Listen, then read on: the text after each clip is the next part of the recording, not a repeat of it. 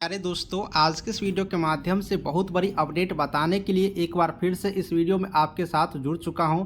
मेरे प्यारे साथियों, बिहार में एलआरसी अमीन की 8,244 सीटों की वैकेंसी अभी आई हुई है। इसकी प्रक्रिया चल रही है विशेष सर्वेक्षण अमीन पोस्टों के लिए।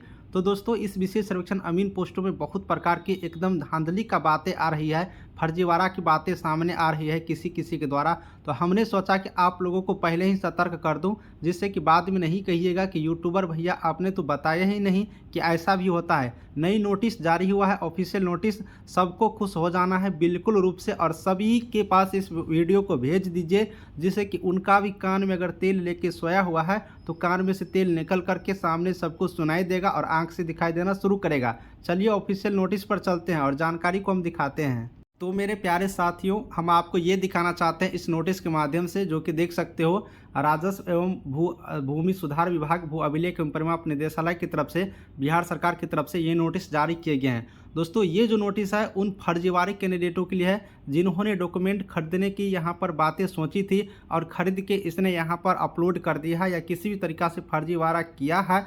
तो उन सारे कैंडिडेटों के लिए यहाँ पर बिल्कुल रूप से देख लीजिए, और सारे कैंडिडेट, अगर आप लोग सही कैंडिडेट हो तो फर्जी वाले कैंडिडेट तक इस वीडियो को पहुँचा दीजिए। अगर आपके कोई फर्जीवाड़े अगर आपके आस पड़ोस में दिख रहा है या लग रहा है, सबके पास पहुंचा दो, जिससे कि सबको एक बार समझ में आ जाएगा। दोस्तों, इसमें लिखा क्या है, हम आपको पूरा डिटेल्स जानकारी दिखाते हैं।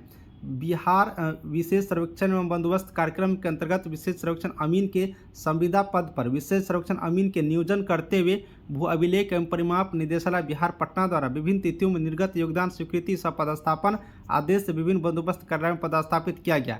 यानी दोस्तों, मामला इसमें यह है कि जब पिछला बार अमीन की जो वैकेंसी आई थी, आप लोग को याद होगा 4950 सीट, उस वैकेंसी में क्या हुआ कि सारे कैंडिडेटों के यहाँ पर ज्वाइनिंग हुआ। अब ज्वाइनिंग होने के बाद इसमें तो बहुत सारे फर्जीवाड़े कैंडिडेट थे, सभी फर्जीवाड़े कैंडिडेट को निकाला जा रहा है, बहुत को निकाल भी दिए गए हैं बिहार राजस्व एवं भूमि सुधार विभाग की तरफ से। साथ ही दोस्तों, आपको इस नोटिस में ये जानना जरूरी है कि ये दोनों कैंडिडेट भी शायद आप किस प्रकार के हैं हमें नहीं मालूम, क्योंकि हमने इसका डॉक्यूमेंट तो नहीं देखा है। और ये दोनों कैंडिडेट यहाँ पर रिजनेशन दे दिया, यानी कि त्यागपत्र दे दिए हैं। मैं नाम नहीं दिखा पा रहा हूँ ना उसका एम्प्लॉय आईडी, ये ठीक है। तो उन दोनों कैंडिडेट ने यहाँ पर रिजनेशन दे दिया, और रिजनेशन देने के बाद इसकी रिजनेशन स्वीकार कर लिया है। साथ ही दोस्तों, इसमें ये इंपॉर्टेंट जानना है, आप लोग को देख लो कि त्यागपत्र की स्वीकृति संविदा पर नियोजित विशेष सर्वेक्षण अमीन द्वारा किए गए त्यागपत्र की तिथि से प्रभावी होगा। त्यागपत्र स्वीकृति विश्वविद्यालय संस्थान से प्राप्त शैक्षणिक प्रमाण पत्र के सत्यापन प्रतिवेदन से आच्छादित होगा। शैक्षणिक प्रमाण पत्र फर्जी पाए जाने पर नियमानुसार आवश्यक कार्रवाई की जाएगी।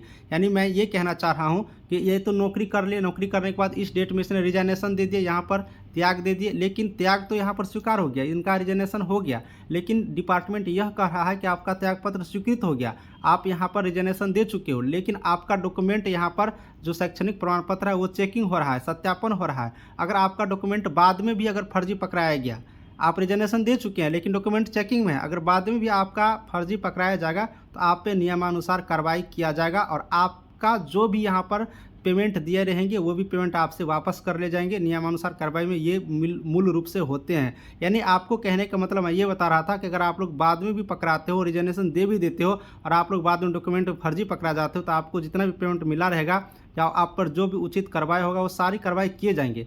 इसलिए मेरे प्यारे साथियों, भूल से भी बिल्कुल रूप से ये सारे काम नहीं करिएगा। फर्जीवाड़े कैंडिडेटों काउंसलिंग तक मत जाइएगा, नहीं तो आप लोग पकड़ा जाओगे तो आप लोग के ऊपर बहुत सारे एफआईआर भी हो सकते हैं। चलिए, जानकारी कैसा लगा कमेंट में बताइएगा। इसी टाइप की नई नई जानकारी के लिए चैनल को सब्सक्राइब करिएगा। Thank you.